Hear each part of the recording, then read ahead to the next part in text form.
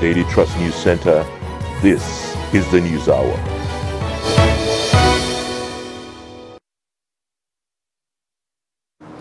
On News Hour tonight, President Buhari chairs last cabinet meeting, seeks Senate approval to pay over 500 billion judgment debt. CBN raises interest rate to 18.5% and Nigeria's GDP shrinks.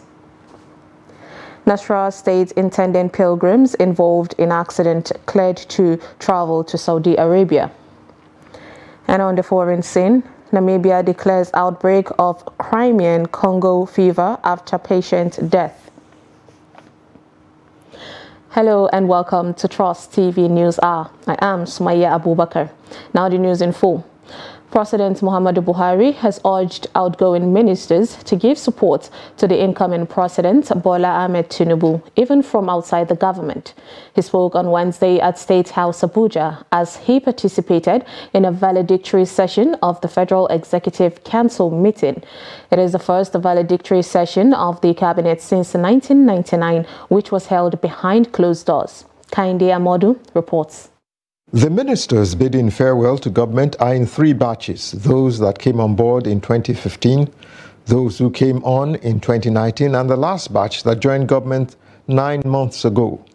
President Buhari is appreciating the ministers for working closely together, despite many odds and challenges, and sustaining the synergy that translated into many achievements.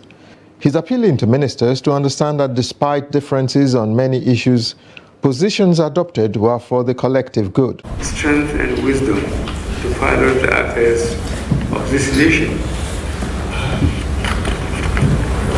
I am so happy that try as many did to blow us off course, you all remain steadfast to the goals we set for ourselves. You buried all efforts to break our collective resolve and remain true to our stated objective. I say thank you all. Beside it being the valedictory session of the cabinet, the president directed the ministers to tidy up their work and avoid last-minute rush that could compromise the good deeds they have done over the years. I am proud to say we gave governance our best and have bequeathed a solid legacy which the Nigeria we have all prayed for and are hoping will be built sustainably. The ministers all appreciated the president for accommodating them throughout their tenures and for his support to enable them to succeed at their assignments. You all supported me in opening up the space for dialogue and freedom of expression, which at times gave opportunities for abuse, but never wavered in exhibiting maturity even in the face of inexplicable confrontation. The president also met with staff of State House, appreciating both senior and junior workers for all the loyalty and support in the last 8 years. Though this is the last valedictory section of the cabinet, ministers are to stay on until the 29th of May. From State House Abuja, Kainde Amudu, Trust TV News. Meanwhile, President Muhammadu Buhari has asked the Senate to approve a request to pay the judgment debt in the sum of $566.7 million, 98.5 million euros, and another 226 billion naira. Report says that the monies were owed by the federal government through the issuance of promissory notes. Buhari's letter of request was read at plenary by Senate President Ahmed Lawan on Wednesday. The Attorney General of the Federation and Minister of Justice, Abubakar Malami San, revealed that Buhari's regime had secured a conviction in 397 terrorism cases, while 7,000 crime and anti-corruption cases had been successfully prosecuted by the government in 8 years. According to the AGF, the secured conviction was out of 3,000 terrorism profiled charges, of which 1,500 were filed. Nigeria's Central Bank's Monetary Policy Committee has resolved to moderately hike the monetary policy rate by 50 basis points from 18% to 18.5%. The hike was announced on Wednesday by the CBN Governor, Godwin Emefiele. Trust TV's correspondent reports that the decision to tighten the MPR for the 7th consecutive time is to help tame aggressive inflation in Nigeria. The report. Since May of 2022, Nigeria's Monetary Policy Committee has increased the monetary policy rate in order to decelerate Nigeria's high inflation. However, despite a moderation of 800 basis points in the NPR, Nigeria's inflation rate, which currently sits at 22.22%, seems to have defied the attempts by the MPC. The MPC voted 1, raise the NPR to 18.5%, 2, retain the asymmetric corridor of plus 100 and minus 700 basis points around the NPR, and 3, retain the CR at 2.5%, and 4, retain the liquidity ratio at 30%. How can we convince Nigerians that since May last year, we have been raising rates somewhat aggressively, but yet inflation continues to go up? We wanted to convince ourselves, so we tasked our research department and the monetary policy department to go in and look at various models to come up with what is the level of potency of the decision that we have taken. If you look at the drop in the rate of inflation month on month, you will find out that we are seeing some results. With the Central Bank of Nigeria playing an instrumental role in bringing the Dangote refinery to fruition, many are wondering if it can revive the country's struggling foreign reserves, which stand at $35 billion. For us, it was history that was made on Monday through the commissioning of that Dangote refinery. It is the biggest single train refinery in the world today. And Dangote himself has committed that by the end of July, very early August, that we will see petrol, they will dispense petrol from that refinery. For us, that is a big game changer for Nigeria. Whether it comes to our reserve is not the point.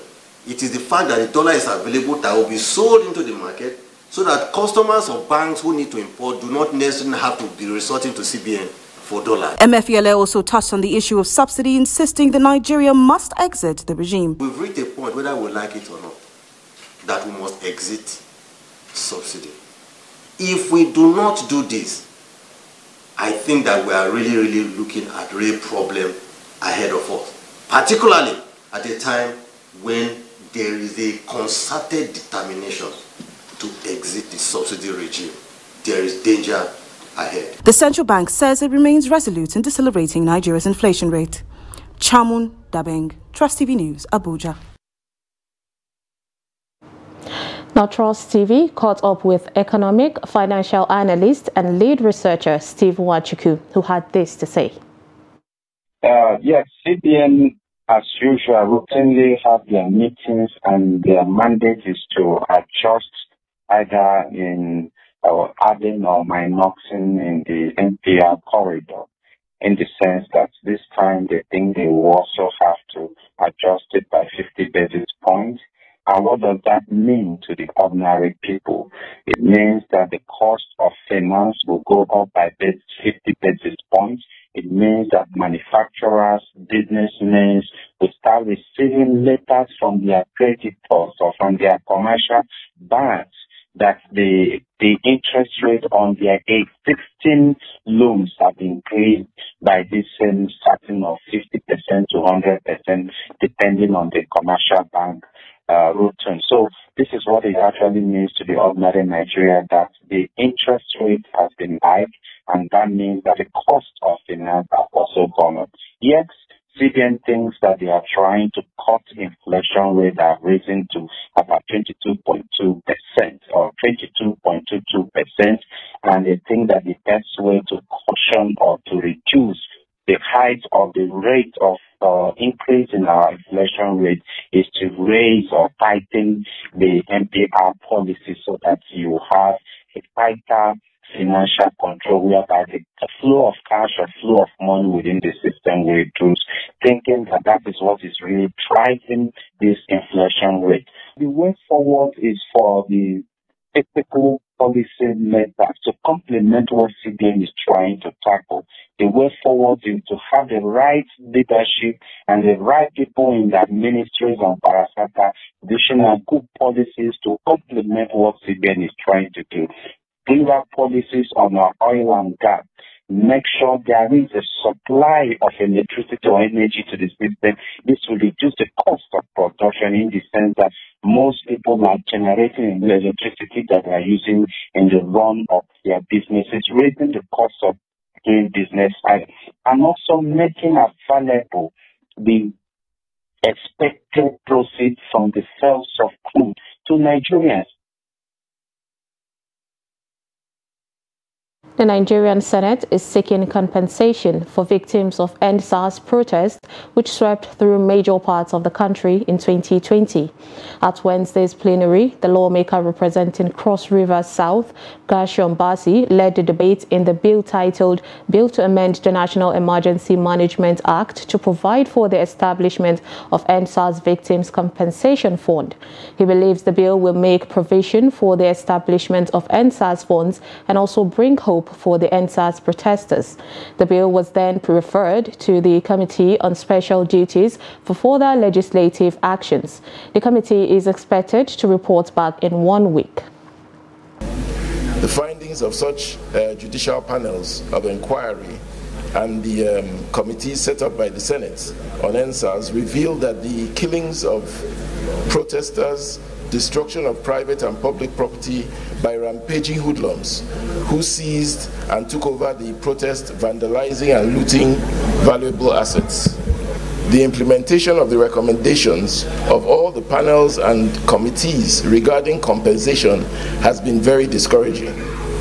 The victims have been left to continually groan under the pain of injury inflicted by hoodlums during the EndSARS protests. Distinguished colleagues, this amendment, therefore, is to make provision for the establishment of the EndSARS Victims Compensation Fund. We know that this is what happened in all the states, and the different states are treating it in different ways. But he is actually seeking for holistic and national way of ensuring that the victims get justice. So I don't see why we should waste time in ensuring that we pass this to ensure that the victims of EndSARS get justice. Those in favor that this bill be now read the second time, say aye. Those against saying nay, say clerk of the Senate.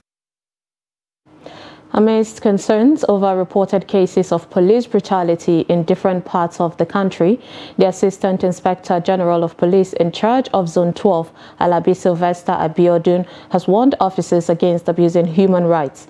AIG Abiodun gave the warning while interacting with officers of Gombe State Police Command after assuming duty as AIG in charge of Zone 12, which comprises Gombe and Bauchi states. From Gombe, Ibrahim Ismail reports.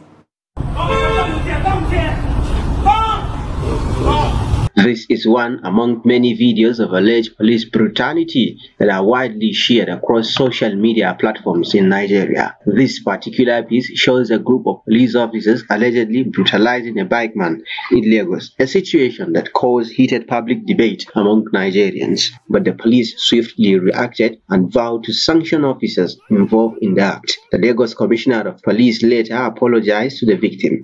In an interactive session at the headquarters of the Gombe State Police Command, the AIG Zone 12 raised concern over human rights violation by some officers. It's about violation of human rights, which has given us a lot of negative publicity. The people we are violating their rights are the people we need to really do our job effectively and efficiently. Let us desist from violating human rights. It doesn't all go well for us at all. It's one of the areas that we really need to address our minds to. Anything we are doing, let us do it with the ambit and the purview of the law, so that we don't run foul of the law. And that will reduce a lot of litigation, civil suits. Some of us are, necessarily incurring without any justifiable cause. This area will bridge the gap between us and the public. It will make us make them to have confidence in us, to make them to have trust in us. When they see us as servants, serving them, not as brutes, not as oppressors, that always like to violate their rights. The Gombe State Commissioner of Police, who is worried by the high rate of youth involvement in crime, said the command will remain resolute in tackling crime in the northeastern state. For me to state that a presence of crime situation in the state, especially in the metropolis, indicates that as is typical of organized states and areas, youth is cause of youth involvement in crimes, unhealthy peer group, rivalry, resulting into street fights, occasional bodily injuries, etc. What we have had today has propelled and motivated our collective desire to serve within the ambit of Section 4 and 5 of the Nigerian Police Act 2020, which anchored on a roadmap, democratic policing, human rights compliance, and citizenship policing approach. With AIG Alabi Sylvester Abiodun, who served as police commissioner in Lagos, just assuming as Assistant Inspector General of Police in charge of Zone 12 after his promotion. The biggest task ahead of him is to ensure adequate protection of lives and property in Gombe and Bauchi states, while supervising police commissioners in the two states. Ibrahim Ismail, Trust TV News, Gombe. Mobile phone snatching and other related criminal activities are fast becoming a disturbing security threat in Kano State, northwest Nigeria. On a daily basis, incidences of phone robbery are reported in many parts of the state. Trust TV's correspondent Idris Jibrin reports that residents are now resorting to self-help and to deal with the menace. The report. This tricycle was set on fire along Resco's Road in Kano metropolis by some angry youth, after suspecting the occupant of involving in phone snatching operation. 15 mobile phones were said to have been recovered inside the tricycle. With over 60,000 tricycles operating in Kano, phone snatchers often use this means of transportation to dispose people of their mobile phones and other valuable items. They normally lower the passenger to get a passenger while already the robbers, the cell phone robbers are already seated. While you come, they utilize another weapon to snatch your mobile phone and push you on the So, obviously, something swift and urgent needs to be done in order to address the situation. And this press briefing is as a result of the police's immediate response to phone snatching. We have a total number of 18 incidences of mobile phone robbery. Out of that, we were able to arrest 52 suspects, and they are here with us. And we have recovered a total number of 71 cell phones, the mobile phone, with some being released to the rightful owners. We also recover various weapons these robbers were using while collecting those phones from the owners. Out of this, we were able to recover 150 different assorted weapons. Suspected drug dealers who often sell drugs to phone snatchers were recently apprehended by the police across many parts of Kano State. We have in stock a total of 20 cartons of codeine syrup, 45 parcels of Indian hemp, 303 other wraps of dried leaves suspected to be Indian hemp or cannabis, suspected Exol tablet, 30 pieces of suspected diazepam, 30 pieces of sock and dye chemical.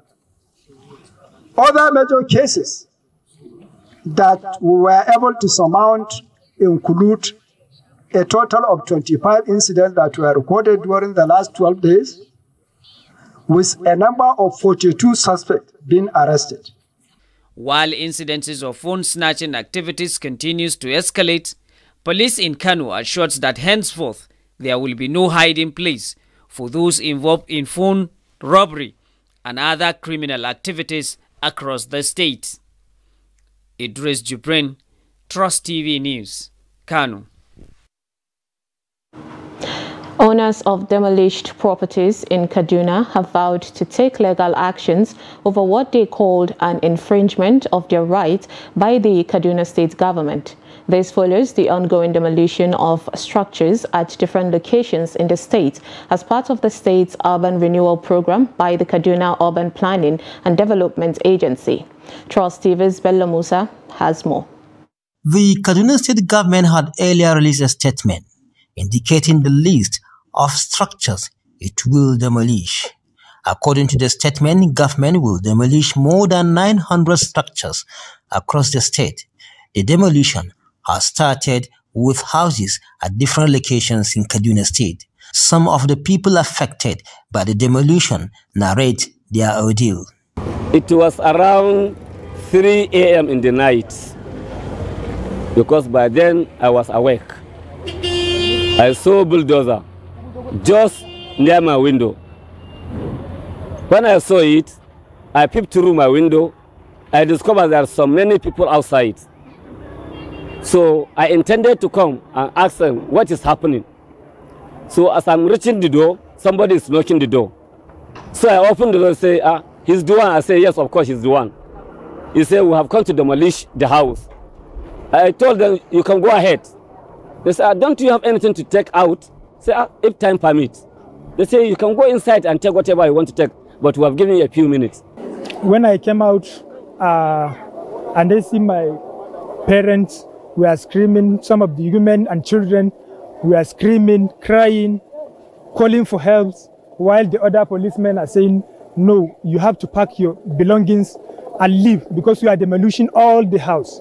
According to them, despite obtaining certificate of occupancy and other landed document, government still went ahead to demolish their properties, an action which they describe as infringement to their rights. I was not served with any notice. I just saw them in front of my house. A lot of property I lost, a lot of properties. But time will tell. I want to put it in written. By God's grace, I will do. I will tell legal action. By God's grace. Similarly, the leadership of the Islamic movement in Nigeria at a press briefing said the Kaduna state government demolished residencies of their members as well as a school they built. They went to our school. There's a school, we call it Fudia Madani. It's still in Regasa. This is a school that actually houses a nursery, primary, and secondary school. Right? So they also descended on that school and demolished everything. According to them, government has marked 48 structures belonging to them for demolition. We are calling on people of conscience, especially in the country and in Nigeria, in Kaduna State, to actually prevail on the government to stop what they have started, because they said 48 structures. Now, 8 of our structures are down. So we don't know the 42 others across the state. The Kaduna State government, in a statement signed by the Director General of the Kaduna State Urban Planning and Development Agency, Kasubda Samaila Dukas, said the demolition of more than 900 structures in the state will cost the state over 29 million naira. Bella Musa, Trust TV News, Kaduna. A bus conveying intending pilgrims from Nasarawa State to Abuja for airlifting to the Kingdom of Saudi Arabia to perform the 2023 Hajj has been reportedly involved in a road accident. Report says the incident occurred around Kara in Kefi local government area of the state. Confirming the incident in an interview with newsmen in Lafia, the Executive Secretary of the State Pilgrims Welfare Board, Idris Ahmed Al-Makura, said the intending pilgrims who were involved in the accident are in good health. According to him, the board has been in touch with the victims, adding that doctors have certified them okay and fit to go continue their journey. He revealed that a total of 2,100 intending pilgrims will be performing the pilgrimage this year, clarifying that out of the number, 800 are females, and while 1,300 are males. Labour unions in the aviation sector have dismissed the concession of Nnamdi Azikiwe International Airport Abuja and Malam Aminu Kano International Airport as one-man show. The unions were responding to the concession of the two airports by the Aviation Ministry to American Airports Consortium announced recently. Noel Sampson reports. Solidarity forever for the union makes us strong. The unions include National Union of Air Transport Employees, Air Transport Services Senior Staff Association of Nigeria, Association of Nigeria Aviation Professionals, and the Nigeria Union of Pensioners Fund Branch. NLC President Joe Ajaero joins other aviation unions leaders at the briefing. They described the concession as one-man show by the minister and lacks transparency with faulty foundation. Our unions have consistently and persistently called attention to the many unwholesome aspects of the airport's concession program of the Ministry of Aviation and asked for retuning of the process to make it beneficial to Nigeria and its people, including the workers and pensioners of FAM. The present one-man show has only shortchanged our collective aspirations and vision for the future of our airports and the aviation industry. Our effort to bring this situation to the public domain is to enable public outcry to compel the government into positive action to save the concession program and to alert the incoming government to the booby traps being enacted for its downfall by the outgoing government. However, the NLC president used the opportunity to show solidarity to the aviation union's members, saying the NLC is with them throughout the struggle. They have traced the history and were able to unearth the illegality of this exercise, which brought it as an exercise in futility. It is illegal to the extent at which it violated the laws of the land, violated procedure, and it cannot stand. This press conference is to alert the concessionaires and all the parties involved to stay away from the airport. And it is on that position that we are standing, and we maintain it just like they said, that people should stay away. The unions want the incoming administration to reverse the concession. Noel Sampson, Trust TV News, Abuja.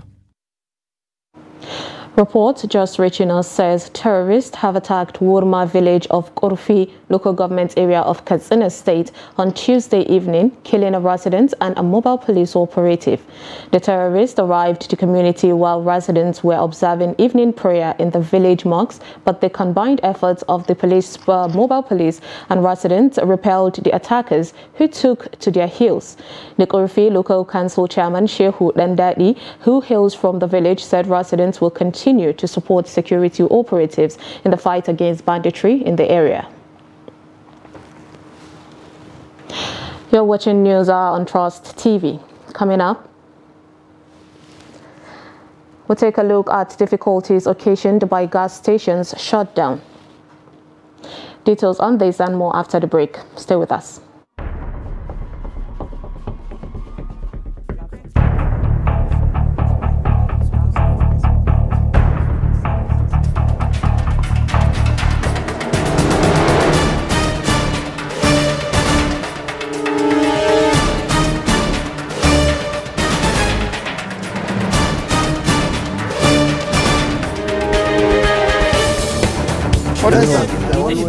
That's great.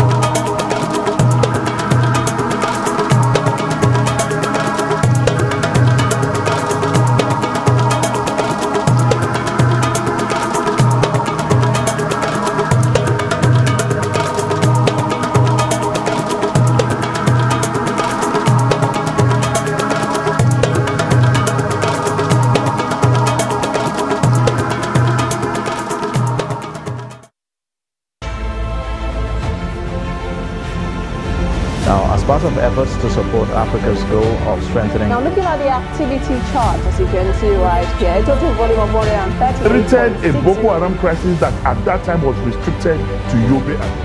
How secure are they? You can see security men with blood. This is the road leading up to the... Or really, if you look at English squad, you are looking at EPL, you are looking at their names. You are not looking at...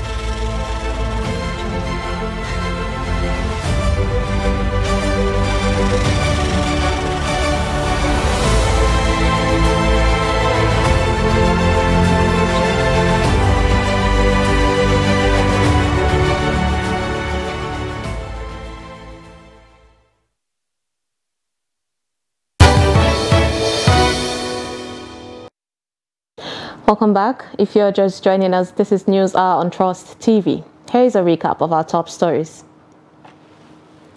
President Buhari chairs last cabinet meeting, seeks Senate approval to pay over 500 billion judgment debt. And CBN raises interest rate to 18.5% and Nigeria's GDP shrinks. Now moving on to more stories. The feud between the Speaker Femi Gbajabiamila and his deputy Ahmed Idris Wase over the former's endorsement of the APC's consensus candidates Tajuddin Abbas and Benjamin Kalu has deepened and taken another dimension. This became more glaring at plenary on Wednesday when the Speaker and deputy had hot exchanges over the content of Thursday's order. There has been an uneasy calm between the Speaker and his deputy since the endorsement of Tajuddin Abbas and Benjamin Kalu as Speaker of the 10th House. Now, Wase, who is a frontline aspirant, has been at loggerheads with Gbajabiamila over the endorsement. The Deputy Speaker was said to have shunned leadership meetings being held before plenary every day and has not been seen in the Speaker's procession of the chamber. Before this time, Wase and Gbajabiamila were seen as the best combination and his deputy in the last 3 years until the issue of speakership contest. Kwara State Governor Abdul Rahman Abdul Razak has emerged as the new chairman of the Nigeria Governors Forum. Abdul Razak emerged by consensus at the closed-door meeting of the governors, which was held in Abuja late Tuesday night. He succeeds the outgoing governor of Sokoto State, Aminu Tambuwal, who became the forum's chairman in 2022. The immediate past governor of Ekiti State, Kayode Femi, was the substantive chairman of the NGF until his second term in office came to an end in 2022, paving the way for Tambuwal, who was his deputy, to succeed him. The outgoing Kano State Governor, Dr. Abdullahi Ganduje, has presented the 2023 transition report to the Governor-elect Abba Kabir Yusuf. In a short meeting at the Kano Government House at Chamber Hall, Ganduje, who was represented by the Secretary to the State Government, Usman Alhaji Usman, reiterated his commitment ensuring a seamless transition on 29th May 2023. He urged the incoming administration to study the transition report and make feedback where necessary, as he appreciated the members of the outgoing Government Transition Committee for producing 3 volumes of the report that covers all sectors of the state. The Governor-elect, Abba Kabir Yusuf, represented by Chairman of NNPP Transition Committee, Dr. Abdullahi Bichi, said that his committee will report to the incoming governor and revert with any observations, if any. Governor Aminu Masari of Katsina State has commissioned some projects he described as legacy projects, few days to the end of his administration. Now, the project includes the first ever Katsina City flyover bridge and the headquarters of Katsina State Health Insurance Scheme. Abdullahi Yamadi completes the report.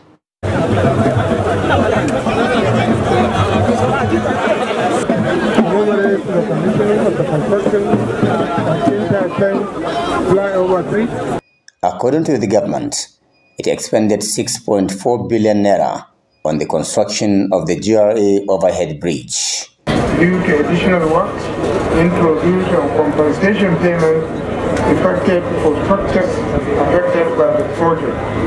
The project was designed designed to ease traffic congestion in the area, thereby facilitating free movement of vehicles to their destinations. Governor Masari was also very clear about why the government is commissioning these projects and awarding others at this last hour. The dualization of Ofar-Guga road project just awarded by the Masari administration is one of them. As I mentioned in different forums, the state government has recorded great success in the construction of new roads, the application of upgrading of the existing ones.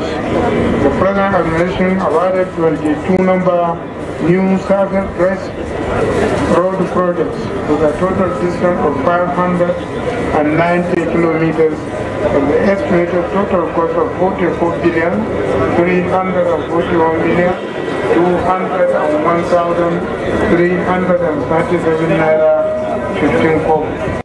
He said the projects were in fulfillment of his administration's pledge to ease the transportation difficulties residents of the Asian city were facing.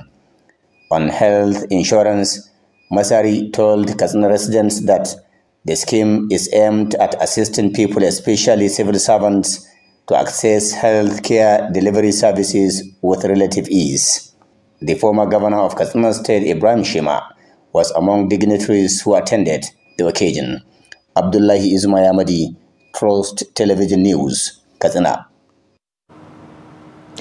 Benue residents on Wednesday woke up to the shocking news of the suspension of sale of premium motor spirit, popularly called fuel, to members of the public in Benue State. Jimmy Adzande, who went round Makurdi town to monitor the situation, reports that residents have been lamenting the difficulty this has caused them. The report. This is not a usual day for vehicle owners and those who use commercial vehicles in Benue State.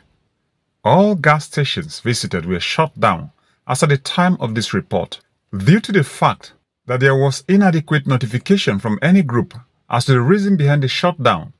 Residents had different accounts on the situation. I woke up this morning, I was about to come to Makurdi before I discovered that there is no fuel. All the filling stations are not selling. So when I asked, I discovered that according to them, they say one of their tanker was collected at along Utuku side. So unless it is being refound before they will resume selling of fuel. That is the latest news that we know. That means we don't have fuel. We are experiencing fuel scarcity. What we heard is this, that a tanker driver has a misunderstanding with the people in Alede, Gwe local government. So they bet him and the tanker driver decided to go on strike. So that's what they are protesting. When we wake up this morning, we discovered that there's no fuel. We are asking. They said they kidnapped one driver and the conductor. With the tank driver all, they are not seeing them. That's why they lock up the whole fuel. They also lamented the difficulties faced as a result of the shutdown in the state. It affects me seriously because even people are not traveling again. We managed to put a black market. When I reach here, black market, they are selling 500 naira per liter. So you use 500 naira per liter. This vehicle is consuming about 15 liters before you move from Alede and then to and fro. So it is not easy. Like now, all the cars in the park, they are not even loading. People are not even coming because of the difficulty. Very difficult because they are buying black market at the rate of 500 naira per liter, and it's very difficult to carry out business commercial activities today. So the masses are suffering. You can see the masses are trekking up and down. There are no vehicles. Look at the people that are packed in the park. So it's not easy for us today. And we, the commercial drivers, are finding it difficult to carry out our business since there is no petrol in town. That is the problem, and that's what we heard. And our business is not going on. We are suffering. That is the issue. Efforts to get comments from the relevant agencies failed. However, prior to Wednesday morning, there was a statement credited to a group in the petroleum sector, directing operators of gas stations to shut down till further notice. The Nasarawa State Police Command has arrested 26 suspects over alleged kidnapping, cultism and gun running in different parts of the state. Police Public Relations Officer of the command, Ramhan Nansel, made this known while parading the suspects in Lafia. Abubakar Abdullahi sent in the report as presented from our studio. Briefing newsmen on the activities of the suspects, the command's Public Relations Officer, Ramhan Nansel, said among the culprits are 10 kidnappers, 13 cultists, and 3 gun runners. Namsel noted that 3 firearms and 497 ammunitions were recovered from the suspects. He explained that credible intelligence from the public and efforts from personnel of the command led to the arrest of the suspects.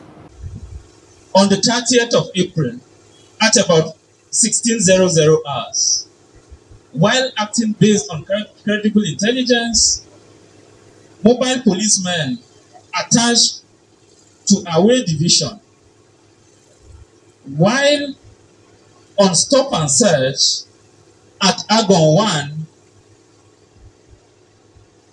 intercepted and arrested the duo of Jibril Idris, 20 years, of Doka Village, Kaduna State, Manu Kauji, 20 years, and Tukur Sule, 20 years, both males of Tunga Village, Away local government. When a thorough search was conducted on them, 155 rounds of 7.62 by 39 mm live ammunition were recovered from the suspects as exhibit. The command's Public Relations Officer also said 2 victims of kidnapping were rescued at Ambaka village in Wamba local government area of the state, adding that their abductors were also arrested. A team of mobile policemen attached to Operation Restore Peace stormed a kidnappers' hideout located at Ambaka village of Foreign Rural Development Area, Wamba Local Government Council of Nasarawa State. The police personnel rescued 2 kidnapped victims and arrested 5 suspected kidnappers. The PPRO maintained that the suspects would be charged to court as soon as investigations are completed, adding that the command would continue to remain resilient in fighting crime and criminality in the state. Some of the suspects admitted to committing the crimes they're accused of and pleaded for leniency. Nigerian Afrobeat singer Kuti on Wednesday appeared before Chief Magistrate Adeola Olatubosun at the Yaba Magistrates Court. Sheun, who is accused of assaulting a police officer at the 3rd Mainland Bridge in Lagos, appeared with his lawyer Femi Falana-San. The report.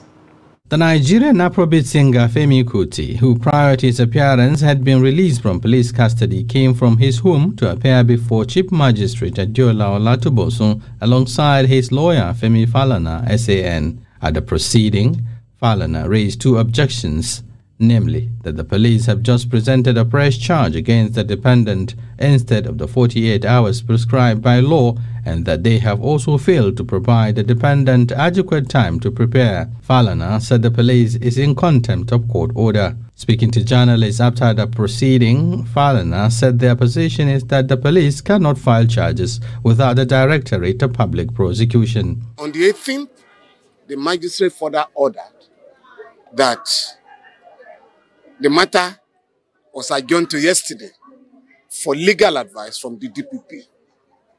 And our position is that the police cannot file a charge. Only the DPP can file a charge in line with the orders of this court. And on that basis, the court rightly upheld our submissions and adjourned the matter to the 3rd of July for the legal advice of the DPP. So we expect the police to send the file to the DPP for a review and possible prosecution. Blood samples from the defendant, Falana, stated that the order was given for medical examination. Our client was in court on the 18th. Our lawyers were in court on the 18th. It's for the police to disclose where they got the idea of medical examination. But our client exercises his right under the Constitution. by not subjecting himself to any form of medical examination. Because as of Monday, because he reported himself on Monday, and a couple of days later, the police had concluded an investigation, and they addressed the press to the fact that, oh, it was the one that slapped. I mean, after they encountered on the 3rd Milan break, the police, or he took the policeman home and gave him money to fix his car. So the investigation had been completed. And that's why we are pleaded with the police at the highest of level. Send this file to the DPP so that Kuti can have his day in court. That's our position. We cannot, at my level, right, exploit any technicalities to prevent the trial of anybody. The Chief Magistrate ordered that the police seek advice and get the file case from the Directorate of Public Prosecution before adjourning the case to 3rd of July 2023. Police operatives and troops of the Nigerian Air Force, NAF, have arrested a 4-member syndicate suspected of specializing on automated teller machine, that's ATM card swapping.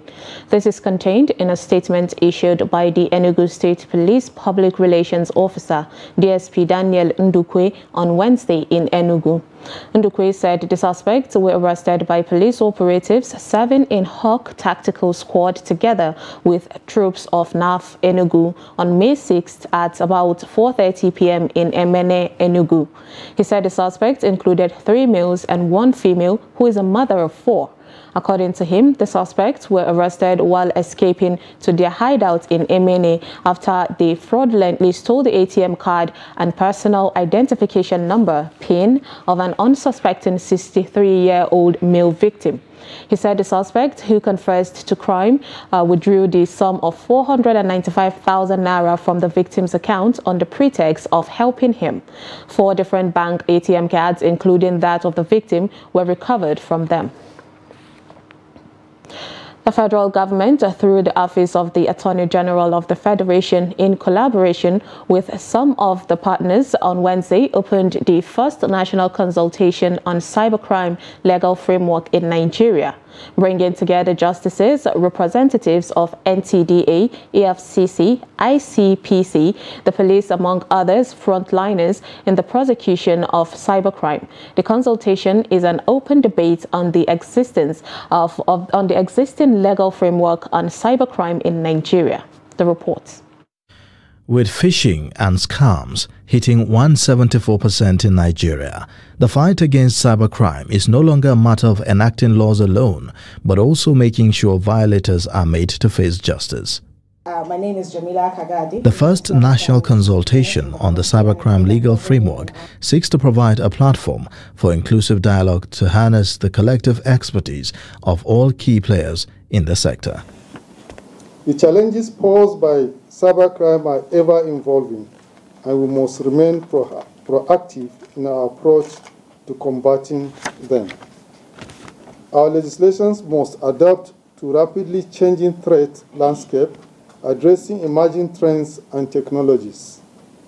Therefore, this consultation is not merely a formality, but a critical step towards strengthening our legal arsenal against cybercriminals.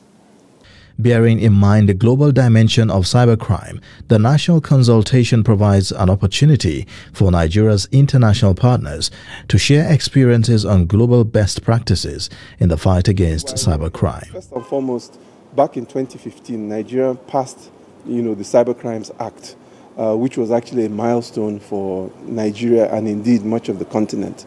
That said, like any other thing, it needs to be updated, it needs to be reviewed. And if I may just encapsulate it, cyber criminals operate at the speed of light. Law enforcement, the good guys, they operate at the speed of law. So it means that we have to continually try to not necessarily just catch up, but also think ahead. Technology is developing extremely well. What this consultation is doing is a normal piece or normal pace of work of legislation, gathering to discuss urgent issues, and in view of what technology will develop in the future, or electronic evidence, we know that with time, with the global communication network, you will have victims, you will have evidence, and you will have offenders in different places. So these kind of consultation might address these kind of issues. And to keep track of this crime, to be able to fight it effectively, any country, including Nigeria, will have to update its laws to be in check with the trends, to be in check with international law. So I think it's a very timely initiative of the Ministry of Justice to see what can be done to keep Nigeria in check with these standards, to improve where it can, to make sure that human rights and other safeguards are well placed, but also that the toolbox of law enforcement is indeed full. Several studies have estimated a yearly 15% increase in global cybercrime losses over the next 5 years.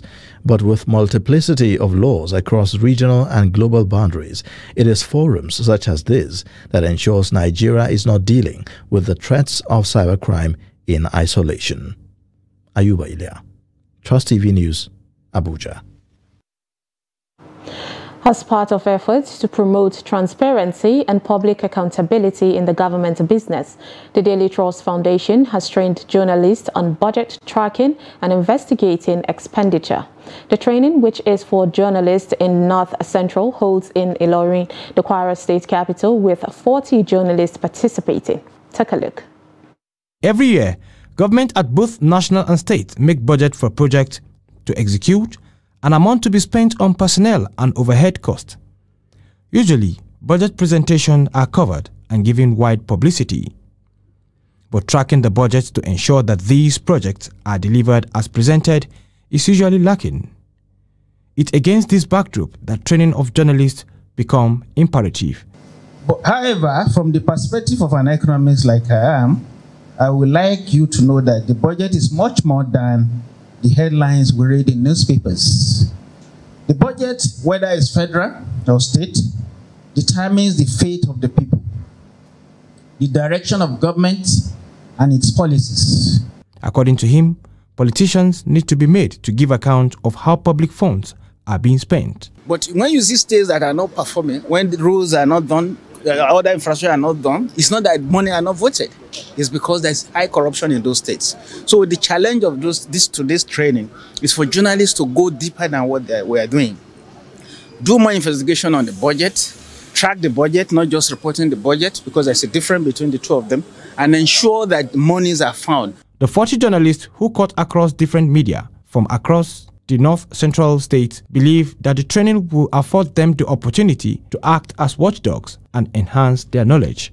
So, but with this kind of training, it will give you the tool and how to, it will give you a kind of procedure on how to understand the step-by-step nitty-gritty of tracking budget. Of course, by the time you understand this, and you know the step to take, you know how to approach your investigative reporting. So I think this workshop will now be able to kind of empower us to track budgets, because budget tracking, I think that should be the major thing.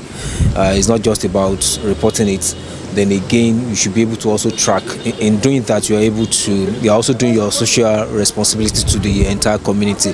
Just like somebody said during the opening remarks that they use the knowledge that you gain about budget tracking to assist a particular community. Personally, I haven't done anything on budgets. This is my first training, and seeing that I'm a fact checker, I think that this training is very relevant to me and the work that I do. So going forward with all the knowledge I'm going to take from here, I should be able to do my work better. I should be able to track budgets better for maybe say investigative journalism or any other things that I need to verify going forward from this training.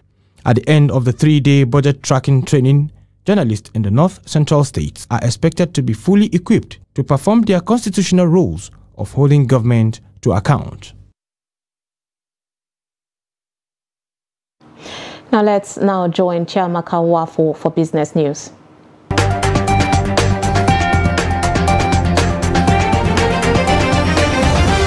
Nigeria's gross domestic product GDP grew by 2.31% year-on-year in real terms in the first quarter of 2023, indicating a 1.21 percentage points lower than 3.52% recorded in the previous quarter and 0.8% lower compared to 3.11% recorded in the corresponding period of 2022.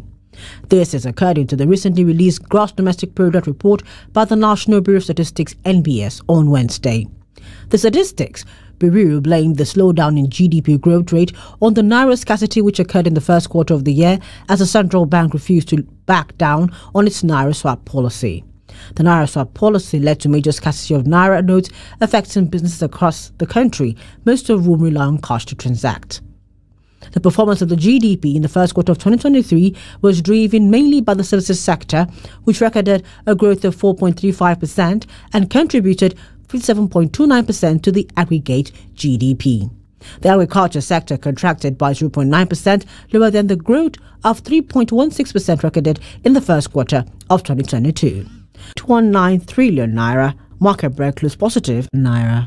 And that's it on business news. I am Chiamaka Nwafo.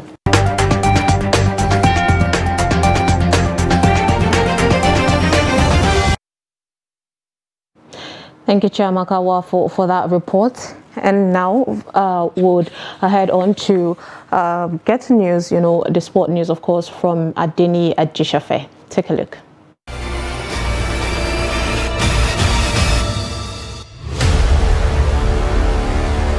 The Nigerian Basketball Federation has concluded plans to commence qualifying games into the much-anticipated Women's Basketball League qualifiers. 34 teams have been divided into the Atlantic and Savannah conferences for the qualifiers, with 8 teams from each conference, making it into the league proper. The Atlantic Conference qualifier is expected to tip off from 1st to 11 June 2023 at the Samuel Ogumilya Stadium in Benin City, Edo State, while Savannah Conference playoff is slated for 7th to 17th June at Ahmadu Bello University Court, Kaduna. And in football, FIFA and the World Health Organization have agreed to extend their collaboration and continue using the power of football to promote healthy lifestyles and equal access to health services worldwide. During the 76th World Health Assembly in Geneva, Switzerland, World Health Organization Director General Tedros Ghebreyesus and FIFA President Gianni Infantino signed a 4-year extension to the Memorandum of Understanding, which has been in place since 4th October 2019. During the 2022 FIFA World Cup in Qatar, FIFA and WHO launched Football Unite, the World campaign, which was supported by Lionel Messi, Cristiano Ronaldo, Karim Benzema, Lucy Bronze, Kaká, Lewandowski, Edouard Mendy and Emmanuel Petit, among others.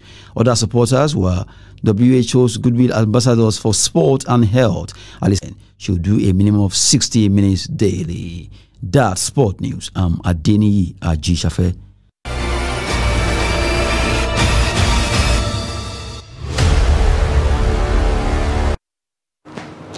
Thank you, Adeni Ajishafe, for that news. And now, lastly, from the foreign scene, Namibia has declared an outbreak of Crimean Congo hemorrhagic fever, CCHF, after one person died of the disease in the capital, Windhoek, the government said on Tuesday. The patient was suspected of having the virus when he was first treated at a clinic in the eastern city of the Gobabis on May 16th. He was later transferred to Windhoek Central Hospital, where he died on May 18th. And with that, we've come to the end of Trust TV News Hour. Do not forget to follow us across all our social media platforms. I am Sumaya Abubakar. Thanks for watching.